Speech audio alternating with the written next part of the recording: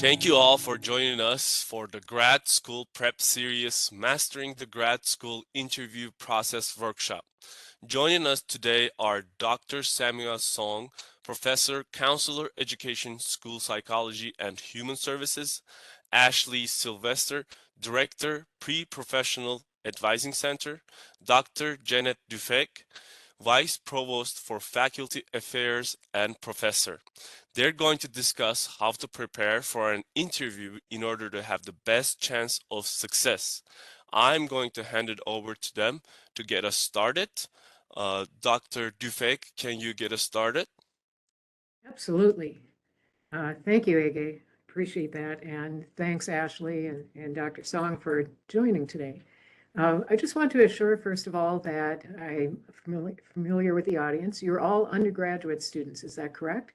And let me also add one thing. It would be helpful if you are comfortable, if you would turn your camera on, because we really like to see who we're engaging with. So if you're comfortable, please go ahead and turn your camera on. All right. Thank you, Motion. I was going to say by show of hands, I guess you can raise a virtual hand. How many of you are seniors? Okay, juniors then? Okay. Are the others of you then are freshmen or sophomores? Mariana, you're eating. Okay, that's fine. Okay, so are there any of you that are actually graduate students right now? Yes, I'm a graduate student. Okay, all right, so we sort of have a mix. Okay, well, thank you. So I will just give a little bit more of a background overview of roles that I've played on this campus and different services that I've offered. Prior to stepping into this position as Vice Provost, I now report and interact directly with the Provost. I was an Associate Dean in the School of Integrated Health Sciences, and I am a professor in the Department of Kinesiology and Nutrition Sciences. And during both those roles, actually within the past 2.5 years, I've spent a lot of time working as graduate faculty fellow for 3 years and worked a lot with the graduate schools staff and leadership, and have watched a lot of these programs develop and mature. So I would like to thank all of you for being here. And I'm just going to hand this over. I'll just go to Ashley next to perhaps give a brief overview. Oh, one more thing I will say is in my role, not the current role that I'm in, I was director of the Interdisciplinary Health Sciences PhD program. So was very active in the student interview process and different technologies and all of those types of things. So feel free as you address your questions to think about the various backgrounds and expertise that I and my colleagues will be sharing with you right now. So Ashley, do you want to give your brief overview? Thank you, Janet. I appreciate that. Hello, everybody. Good afternoon. My name is Ashley Sylvester. I am the director of the Pre-Professional Advising Center here on campus.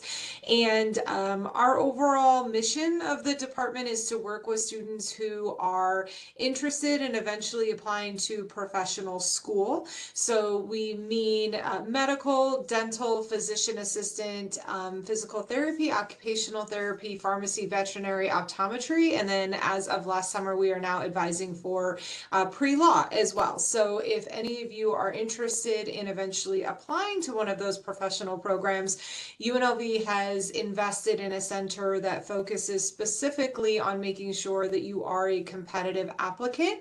It's a very complex process to apply to professional school, and so UNLV made a really great investment about 5 years ago is when I started into really having resources and advisors available that get to specifically focus on this part of your journey through undergrad.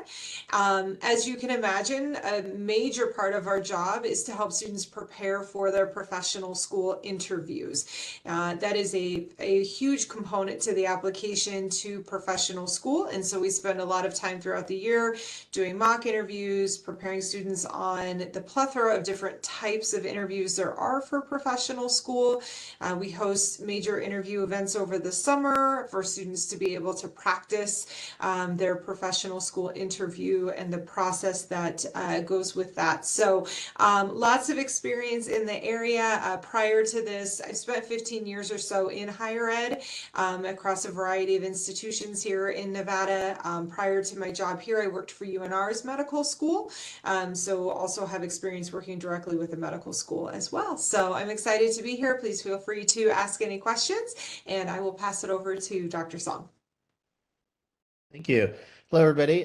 My name's Sam Song, and I'm a professor and the program coordinator and graduate coordinator for the PhD program in school psychology and the EDS, which is basically a master's plus degree. So I've been doing and coordinating admissions for my programs for about 15 years, and we also help prepare our students for internship interviews, which is near the end of their program. So those are some of the experiences that I bring. So from the field of psychology and education. Well, thank you all for being here. So anyone is more than welcome to type the question in the chat or unmute themselves and then ask their questions. Our first question will be, how are interviews set up? And we'll just give our presenters a little bit of time to think, and then whoever wants to take the question, they're more than welcome to just grab it and answer it. I'll go ahead and start simply Perfect. because I probably am the oldest. No, that's not why. It depends upon the particular unit. If Dr. Song and I had a conversation about this, about our roles as graduate coordinators, program directors, we would probably tell different stories. So in the academic unit that I was involved with, we had an admissions committee. So that committee would meet with the students. Pre-COVID, we didn't require but strongly encouraged on-campus interviews for the benefit of the student. And most, if not all, students would in fact attend on-campus interviews.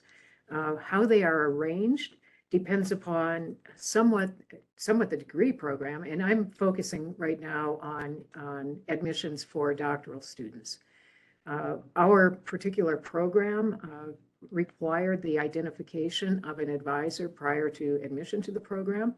So the student, the applicant, would actually have an advocate among the faculty for that student because they were recruiting that student. So the interview process would consist of an itinerary that would be developed by the advisor, and it would consist of meetings with certainly the admissions committee, the department chair, various other faculty that instructed in the area of focus, the academic area of focus. They would spend time with the advisor, of course, tour the laboratories and facilities. And the key piece, I think, and this is something you want to always inquire about, is whether or not you'll have the opportunity to meet with current students. And those particular meetings and same thing, this can be done online as well. It can be done virtually. But I think that's such a key to the interview process. So I'm going to stop there and allow either Dr. Song or Ash to chime in. Yeah, I think some similarities there. So for our programs, interviews are set up after the admissions committee, or mainly the core faculty, review them and review the paper applications. So it does mean something that if you get invited for an interview. So that does mean that you're looking pretty good and, and seeming like we would want to admit you. So then the interview would be set up usually by me, just kind of emailing and setting up, giving you a schedule. So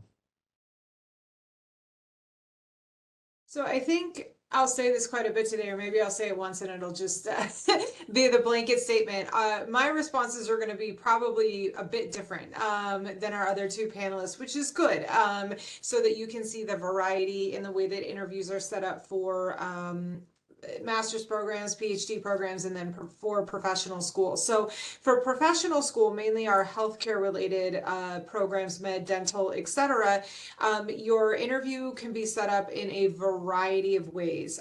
There was a plethora of types of interviews prior to the pandemic and COVID. And then when the medical schools, dental schools, PA schools, etc., were going through COVID, then they added additional ways that they were doing the interview process. Prior to the pandemic, professional school interviews were in person. You would go to that particular program's campus. It could be a day long, it could be 2 days long, depending on the structure, depending on the type of program. You would have either panel interviews with a panel of faculty members or community members. You could potentially meet with students that are already in that particular program. You could listen to information sessions throughout the day about the particular curriculum, wellness, go on campus tours. It was a pretty extensive process prior to COVID and the pandemic on campus. Once the pandemic hit, actually all of the programs had to switch to virtual. Virtual even could have been asynchronous one-on-one interviews with just videoing, where you're given a question through a recording and then you have 5 to 7 minutes to respond. That could be complemented then with a secondary day that you're meeting with the faculty, students in the program through a virtual session. It could be a one-on-one through video, a synchronous interview. It could be a virtual MMI. So there's a lot of different ways that professional schools conduct their interviews and how they're set up. There's also the Kira interview process. There's Casper. There's AAMC Preview, which are all supplementary interviews that could potentially be required by professional schools. So again, you can see the complexity of the interview process and how they're set up and the many different types of interview processes. A lot of it, like almost everything we say in the professional school process, depends on the program, depends on where you're going, depends on how they want to do the interview. So we try to have resources and such available for all of those different type of interview processes, but it could be a variety of different ways.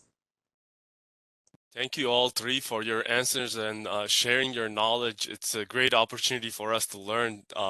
Just like Ashley said, there's just variety we have over here. I have an anonymous question that asks, what kinds of questions should I prepare ahead of time? And again, we'll give it a little bit of time for our presenters to think, and then anybody is more than welcome to jump in. I'm happy to start, but I'll defer to one of my colleagues. I don't want to monopolize this. Go ahead. Okay, I'll go ahead. Perfect. Okay, so this is going to be kind of a vague answer to the question, but it's an answer that I'd like you to take thoughtfully. Remember, the interview process is a two-way street. Certainly, the institution, the program, is interviewing you as a prospective student in the program. So they're looking for fit and match. They're looking for certain attributes or traits or characteristics. And what those are will be dependent upon the program and all those types of things. The other thing to remember is that you are interviewing the program as well. So the types of questions that you should be prepared to ask might or should be aligned with your overall objective of where you want to be when you achieve this goal, when you earn this degree. So for example, if you're in a clinical program, do you want to be in a position such that you are marketable as a dentist, for example? Or, what is it that you want to achieve? If you're in an academic program, do you want to, and I don't mean that the others aren't academic. If you are in a non-clinical program, such as Dr. Song and I are representing, do you want a career in academics or do you want a career in industry? And I suggest those questions so that you might ask questions about where do your graduates go?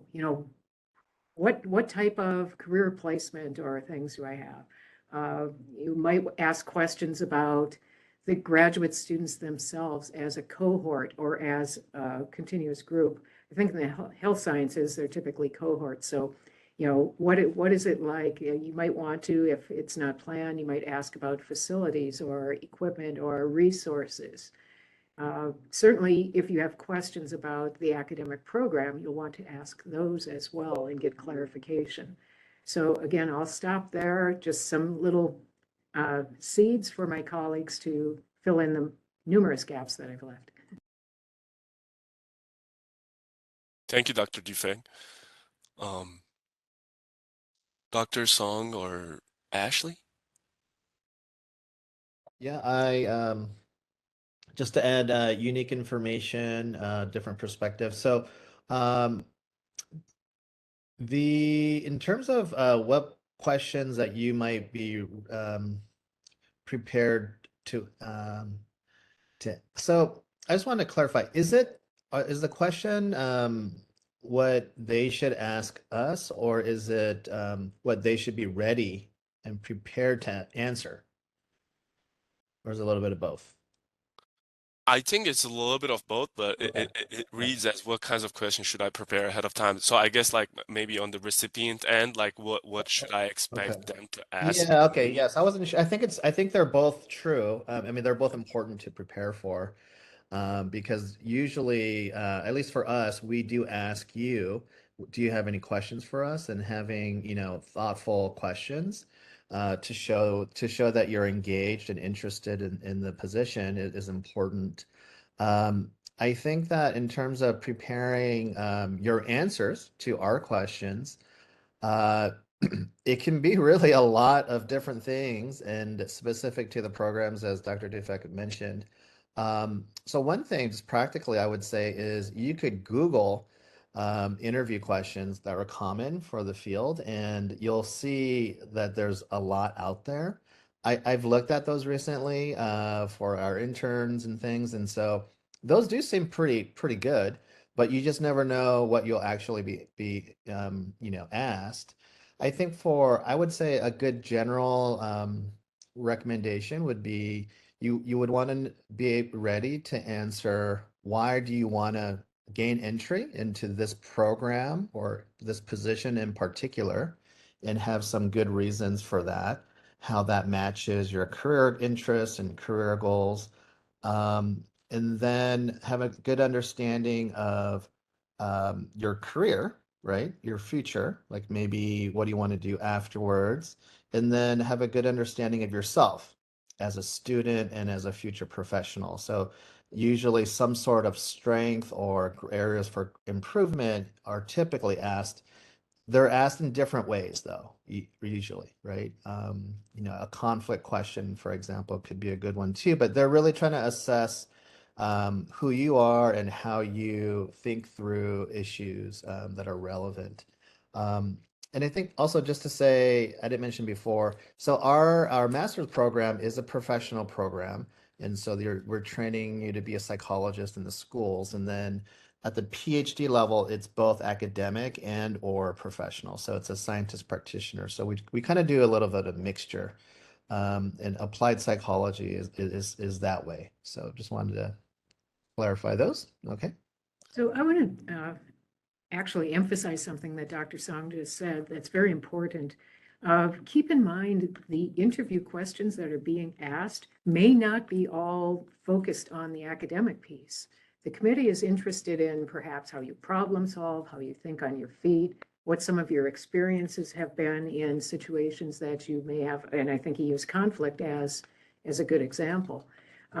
As well, there are some practical things that you'll want to I'm sure, which is, funding is an issue. Time to degree, things like that that are very practical. You might want to ask, what is it, how long does it typically take for a student to get through the program? Are students funded? Are there part-time opportunities? What's kind of the practical sense there? So I'll add for professional school. I think there's a couple of differences. I think what Dr. Dufek and Dr. Song have said so far can all be applied to professional school. The big difference is sometimes you don't get the opportunity to even ask questions with professional school interviews. Sometimes it's not an option, just depending on how the structure is. For example, a lot of law schools don't have an interview process, so you don't even get the opportunity to go through that component of the application. It's really just based on those written materials and the application that you turn in.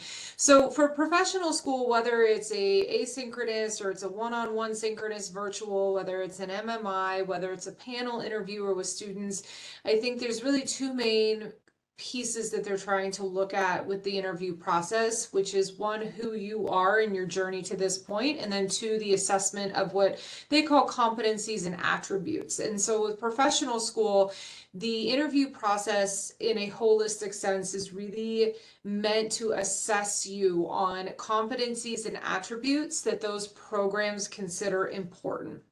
And so we always emphasize with our students to look at resources like AAMC's Anatomy of an Applicant, where it actually outlines 12 to 15 core competencies that medical schools consider exceptionally important for their applicants and their future medical students. And so the way that, whether it's an MMI, whether it's a KIRA, whether it's a AAMC preview, whether it's a one-on-one asynchronous, all of those questions are developed around the competencies that the programs are looking for. And so the biggest thing that we tell students is that you have got to develop, if you don't already, or enhance your skills around self-reflection when it comes to your particular experiences and your journey. You can't just say, I am a critical thinker. You have to go back through your experiences and self-reflect on how you're going to demonstrate that competency through your interview answers, relying on your personal story, your journey, your experiences, etc. So it's really, really important. Self-reflection is not a skill you just have. I think anybody up here can say that. It takes work, but it's very, very important to be able to articulate and successfully go through the process of interviewing for a professional school. And so that's a really big piece to what we work on with students, is the self-reflection and then articulating that. And then I think secondarily, just the other tip that reminded when the question was first asked about what should we be prepared as far as questions we should have. The worst thing I think when I sit through medical school interviews, which I am an interviewer still for medical schools, is when I ask, do you have any questions? And the students say, nope, I don't have any. It really says a lot without saying literally anything. So it is very, very important to be able to figure out, if you can, who is interviewing you, but also to show that professional school the interest and your understanding that you've done your research and have those questions prepared for whomever it is that you're going to be interviewing with. So always make sure you have questions prepared. Try not to be like, nope, I don't have anything, because there's some assessment that will be done based solely on that answer. So Thank you all for these great tips. I have a question in the chat. It reads, if possible, can anyone provide some tips for graduate internship interviews, like with potential national lab mentors, for example? Yeah, so at least for in my profession, the sentence is a little bit um, contradictory. So the reason I'm saying that is, so for me in school psychology or applied clinical psychology, our internship interviews are 100% full-time clinical work. So you're seeing patients and clients and you're doing psychology. So that wouldn't really be with a national lab mentor, okay? But those type of interviews are much more like getting a job versus getting into school. So you would, but I think the general things still apply. So they would want to know, why you want to come and, who you are in terms of your strengths. And they may ask you some clinical questions, right, to see how competent you are in different areas, since it is about clinical work. But if your question is more about getting an internship in a research lab, which is what it kind of sounds like as well, then I think I can answer that. I think it would be similar. I think there that really important thing there would be that you demonstrate a lot of interest with that lab. You know, you don't have to, no one's saying, of course, you're going to be honest with who you are and where you are in your development and your research interests, of course, but they would want to know why their lab and not someone else's lab. So I do think, at least theoretically, the interest should be there. And then really they would want to know all of your research skills.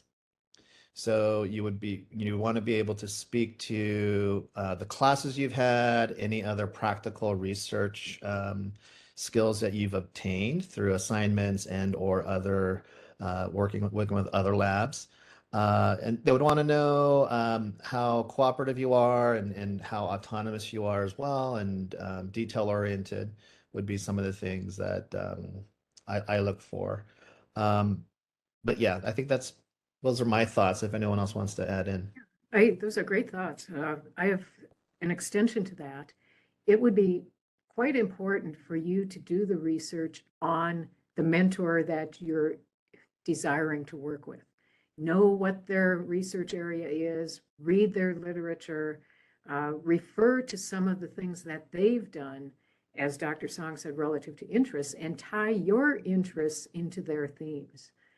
Because you want to work with that mentor in that lab because why? What has that person done that sparks your interest to follow in their footsteps? That was a thumbs up. Thanks, Dr. Song. I appreciated that one. Thank you both. And Ashley, would you want to add something?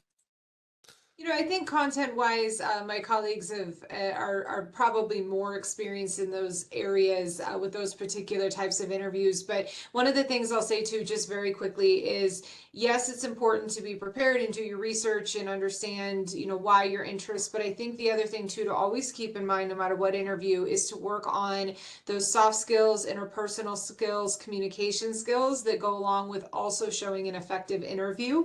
I know we kind of live in a world where we text and don't do a lot of the one-on-one and face-to-face, but it's really, really important to work on your interpersonal communication skills, your nonverbal skills.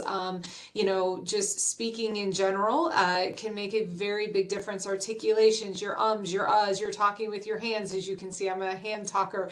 All of that is going to also play into the effectiveness of your interview. So whether it's this particular question, an interview for a grad school program, a PhD program, a job interview, a professional school interview, just always remember too that to work on those other types of communication skills, because they can make a big difference.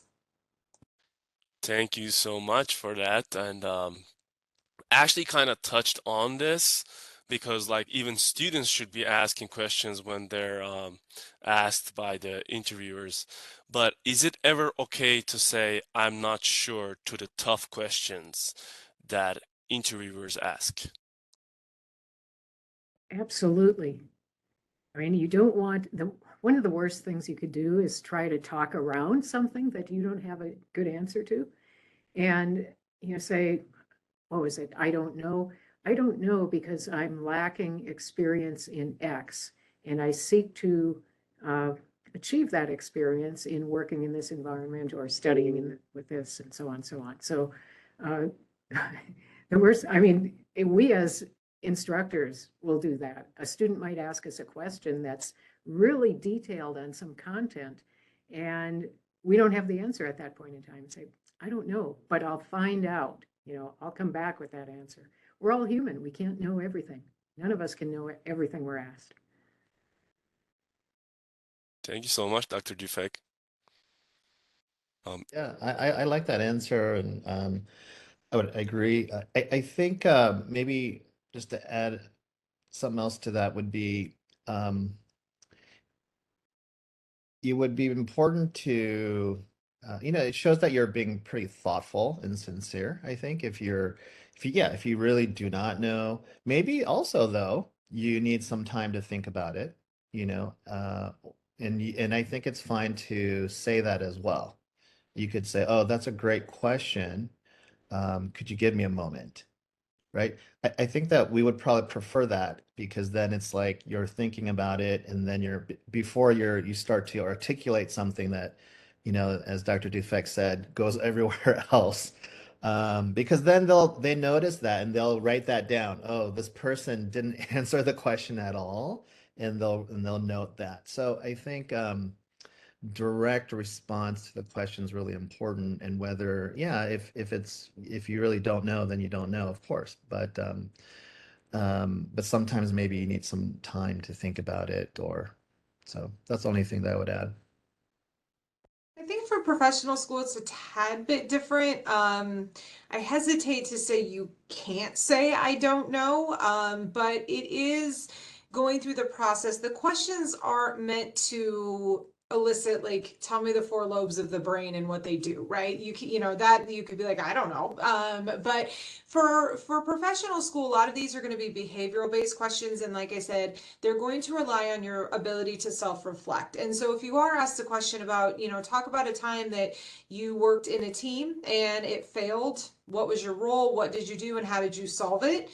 You can't really say I don't know to that.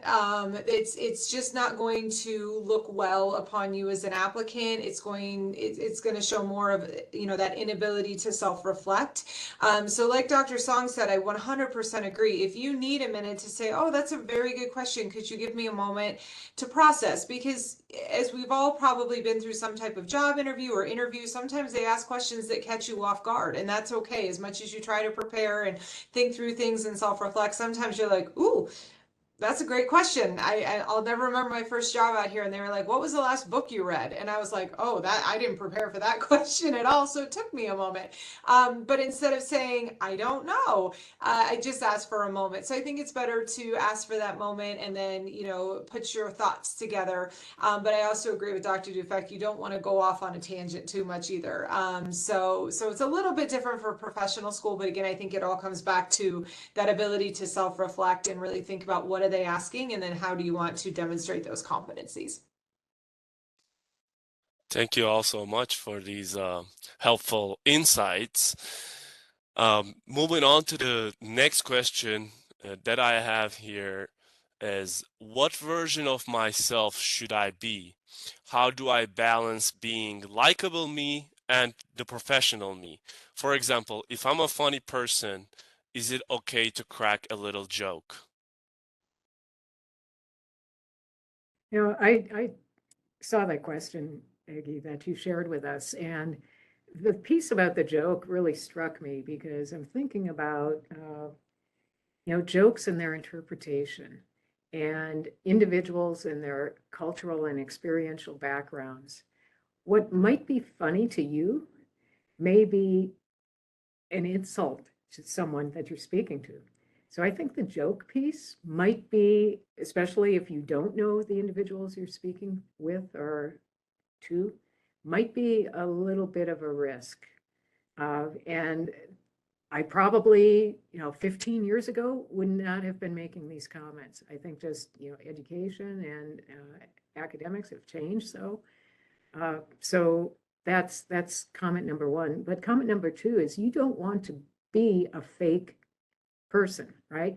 You cannot try to be, and everything that Ashley's saying about self-reflection and all these types of things, and the more holistic type of interview and what is specific to the health sciences, you do not want to create an image for your audience of something that you cannot be on a daily basis. You don't want to be an actor, right? Yet the question about the real you and the professional you, that one I kind of thought, again, I wouldn't be making these comments even 5 years ago, but think about if your interview is a virtual interview. Be very mindful of what people are seeing behind you and around you. When I'm in my office, I always leave my office background up because it demonstrates to my colleagues, oftentimes my supervisor, that yes, I'm on campus and I'm working, right? But I've been in conversations, even with my current students, when they've been dress casually, they're at home, that's fine, I don't mind that, but, you know, they might have a basket of laundry sitting in their bed behind them. You want to, you know, that's not a professional, you know, portrayal. So be mindful of those types of things and dress appropriately. I'm going to shut up, and I see heads nodding. So, Ashley, I think you have some thoughts. I can see them bubbling out of your ears. Always have thoughts. No, I appreciate these panels because as different as we all are in our roles and our day to day and the programs we work for, there's so much similarity at the foundation of how to approach a lot of you know, these interview processes and going through that. So a lot of what you said, absolutely, I agree with. I always leave my office, you know, up as well. I think it gives a little bit of a personality, but I also am the first person to tell my students in virtual interviews, be very careful about what is in your background. Be dressed professionally all the way head to toe while you're going through an interview process. And what we work with our students on in mock interviews is I think there can just be a balance between the likable you and professionalism. I think it's important, and I think that Dr. Dufek and Dr. Song would probably agree that it's really hard when a student has a very flat affect and shows no personality during an interview. It's hard as an interviewer to make it a comfortable environment, to really get to know that person. So I think that there's a balance between showing whom you are and then still remaining professional. And we really work with our students. Again, I think it comes back to kind of some of those nonverbals. You're interviewing for a master's or a PhD, a graduate program or professional school that you have worked years for, right? You have to show that you're passionate about that. You have to show that you're wanting to be in this interview. You want to show the programs and the interviewer that, you know, this is your future career, and you want to be admitted and accepted into these prestigious programs.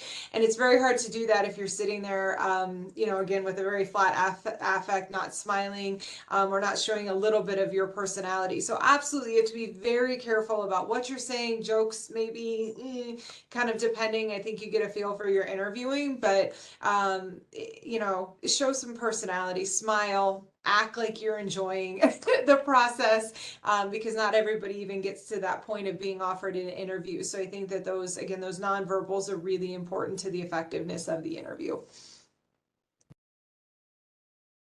I don't have any more to add. I think you're asking the wrong person in some sense because I'm a psychologist who looks at culture a lot. So I have a lot of thoughts. So I'm not really gonna get into it, but I think I'd agree with what everyone said. It's so yeah, that's about it for now. Well, thank you guys so much for your answers. Marina asked a question in the chat, and we encourage all of our students to ask the questions. And if you want to remain anonymous, you can just directly chat me. Do you have any advice for someone that is on the spectrum and has communicative issues? I have a high IQ, but when people speak with me, I can tell that they perceive me in a certain way. It makes interviews and such highly uncomfortable for everyone. That's an excellent question. I've not had any experience along those lines, and I wonder about a question of whether it might be important to reach out. Well, first of all, let me go back. It depends, I think, if this is a virtual interview or if it's an in-person interview, number one.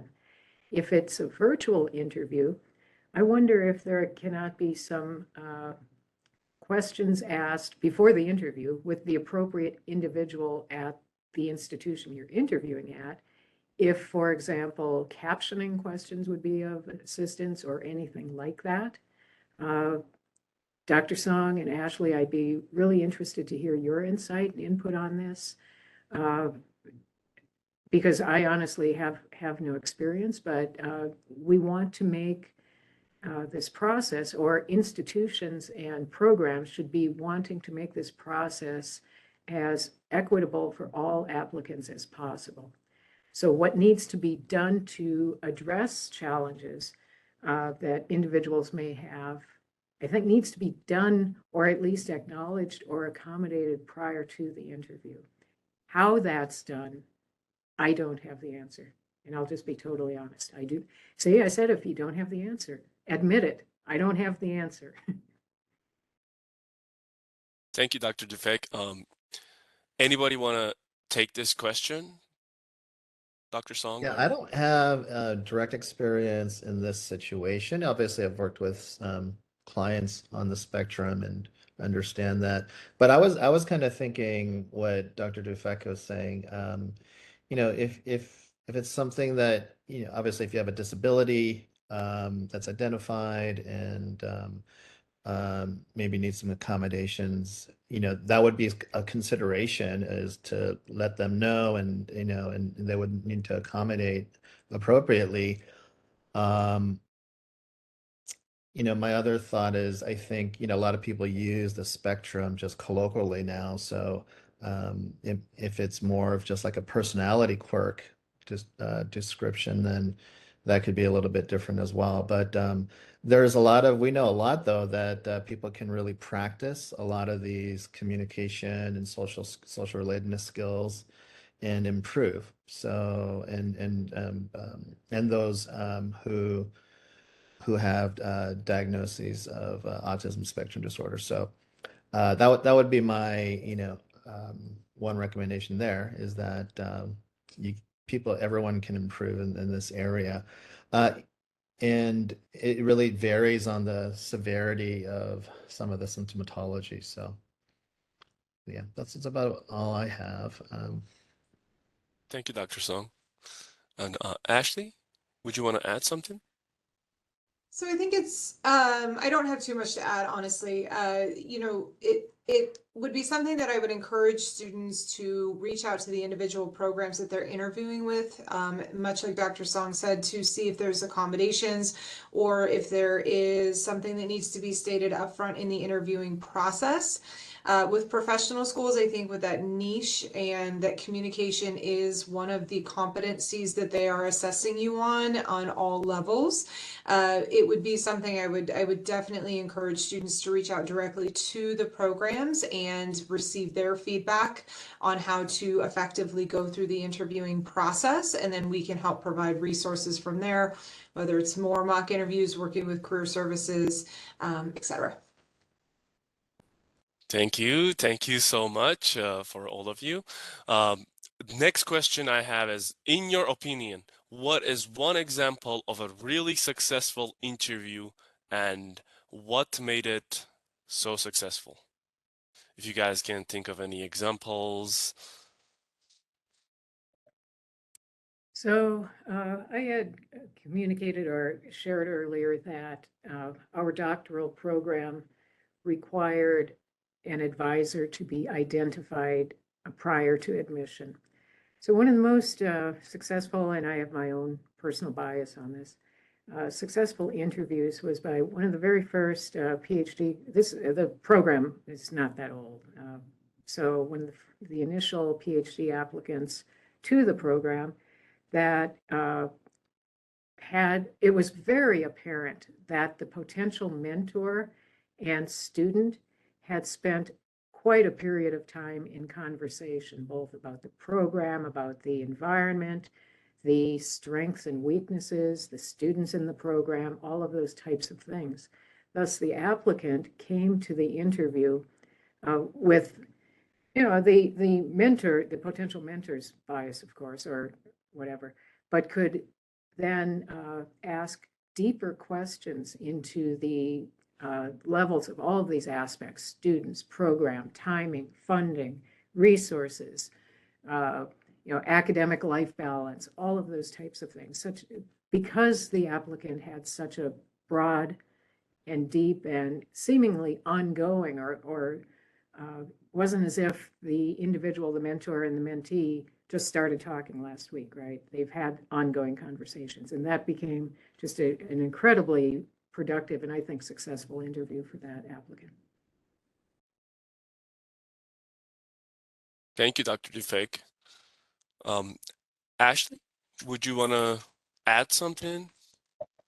Sure. So I was thinking through all the interviews that I've done for medical schools and mock interviews, and I distinctly remember a medical school interview I did just a couple months ago, and my evaluation was literally just wow. This applicant just blew me away, and I was sitting here trying to kind of quickly reflect on why I was so impressed with that. And I really think, it came down to, again, I'm going to say self-reflection. I know you've heard this a lot, but this applicant was able to effectively demonstrate through the interview process, who they were. They understood their journey. They, were able to articulate how they had gotten to this point of applying to medical school. And secondarily to that, they were able to show their passion for being a future physician. They understood the role of a physician. They were able to self-reflect on their experiences, to articulate their strengths and why they are particularly interested in becoming a physician. And then, complementary to that, they were able to show through their experiences those other competencies that medical schools are looking for and professional schools are looking for: demonstration to community service, and why that's so important, and how they were going to give back to their community and what capacity in the role of a physician. They were able to genuinely articulate why UNLV was the program that they wanted to be at. It wasn't just, well, I live in Vegas and, it's my local medical school and I really like their PBL curriculum. It was more than that. You could tell that they had done their research. They had gone to information sessions. They had gone to pre-med conferences. They had talked to the admissions office. So all of that combined made for a very effective interview. And there was really no doubt at the end of it that this student fit at UNLV, and that they were going to be a phenomenal future physician. So those are just kind of all the reasons that I was definitely left going, wow, that was a really, really, really good interview. Thank you for that example, Ashley. And Dr. Song, Yeah, do you have my any? my examples are all going to be similar in terms of what they're doing. So I would just, I guess what I'm going to say is more of a summary of what's been said is, um, and we just did them, but yeah, it's someone who is really demonstrating that they want to be in our program and that they know it and they know things about us and is able to also demonstrate that they're personable and you don't need to be the social leader or anything necessarily. It's just we're looking for people who are personable and kind of can work together and teams, things like that. Um, and for us, it's diversity and social justice is really important. It's part of our program mission. And so, uh, but yeah, it's someone who if it kind of shows us that the paper application is they're more than that, but everything on the paper is supporting it, right? And kind of going beyond. So yeah, just that would be my take on it. Thank you so much, Dr. Song, and thank you all for your answers and sharing your expertise with us. Lastly, we're coming close to that 1 hour mark. If you guys want to just have any other final thoughts, um, you guys are please do so before we end today's session. Any final thoughts that you guys have? I know our time is so short, we couldn't even answer all the questions, but Yeah, I'll just very quickly indicate that, first of all, thank you all for attending. This shows, your commitment to the process, and, participating in events like this will give you a broader view, and, so thanks for that. The second thing that I will say is that if any of you individually have questions for me specifically, feel free to interview me, to contact me, email me, and I'll be happy to reach out, have a conversation, simply respond in email, whatever. So thanks again for being here. Congratulations on this step, and good luck with your interview process. Thank you, Dr. Dufek. Ashley? So I'll just, last final thought, the one kind of phrase we use in our office is you perform how you practice. And I think that that goes across a lot of what we're talking about today, from not just doing a mock interview, but how you practice research, how you practice being prepared for the interview, how you practice, reaching out to the schools, the programs, etc. And if you don't practice, you're not going to be prepared, and that's really going to come across in the interview when you get to that point. So, really keep that phrase in mind as you go through this process.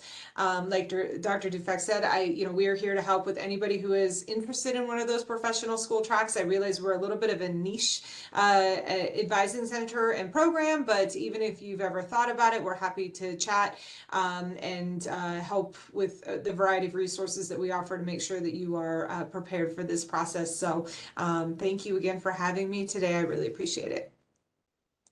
Thank you so much, Ashley. And Dr. Song?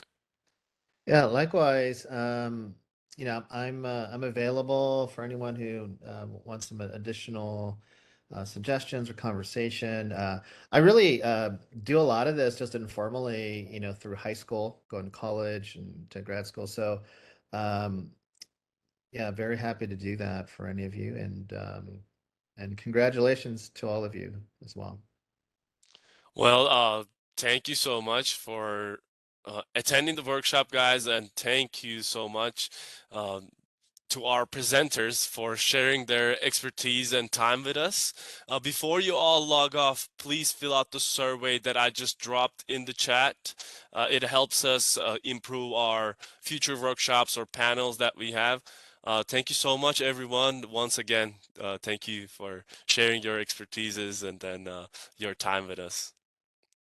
Have a Thank you, nice day, everyone. everyone. Have a good day. Bye. Thanks for a great Bye-bye. job hosting, Ege. Oh, Thank you thank you too. so much. Bye-bye. Goodbye. Bye-bye.